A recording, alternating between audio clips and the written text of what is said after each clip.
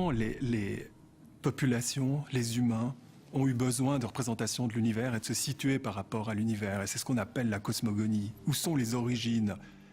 Mais nous vivons une époque très particulière depuis le XXe siècle, au fond, depuis l'explosion du savoir sur le cosmos, sur l'univers, et cette mythologie moderne qui fait remonter toute l'histoire au Big Bang, et après, des choses assez incroyables qui se passent, très concentrées dans le temps, et puis ensuite les étoiles qui sont des espèces de centrales atomiques qui fonctionnent tout le temps, des trous noirs qui avalent des étoiles et quantité même des galaxies. Donc un monde tout d'un coup qui apparaît extrêmement hostile. Et notre présentation de l'univers est à la fois complètement fractionnée, avec aussi les particules, les élémentaires, qui constituent un monde en soi, mais très important pour l'univers.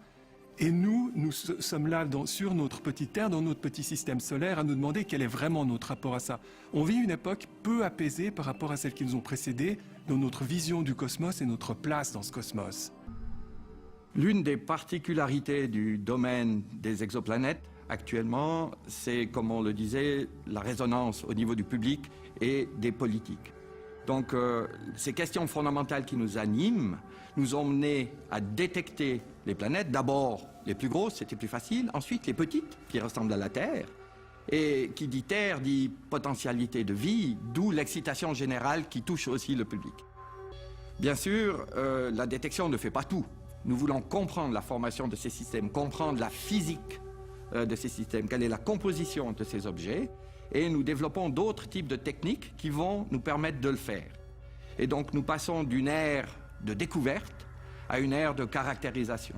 Et le défi de la prochaine décennie, c'est vraiment d'arriver à caractériser la composition chimique de ces planètes et d'analyser la composition chimique de l'atmosphère de ces planètes, parce que c'est là que nous pourrions trouver des traces d'une vie qui pourrait exister sur ces planètes. Alors, dans l'observation des atmosphères planétaires, on recherche des traces, par exemple, de CO2, d'oxygène ou d'ozone.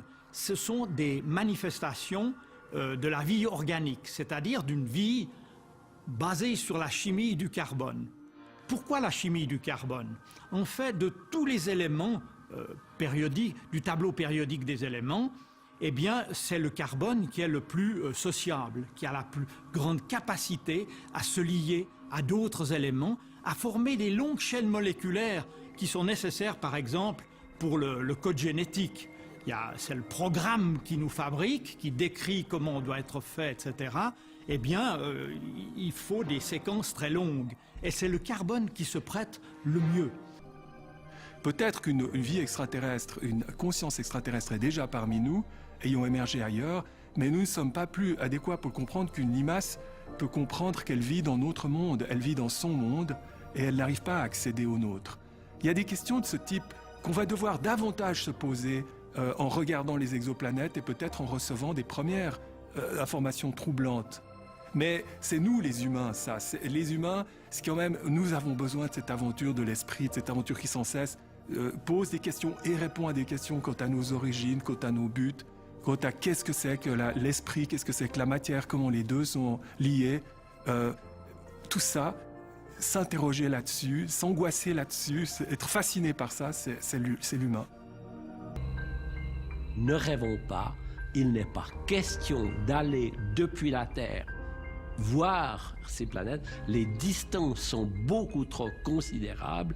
Par contre, personnellement, je suis extrêmement content d'être sur cette planète où la vie s'est développée, une planète exceptionnelle, et j'espère simplement que l'humanité ne sera pas folle au point de l'abîmer et de la détruire.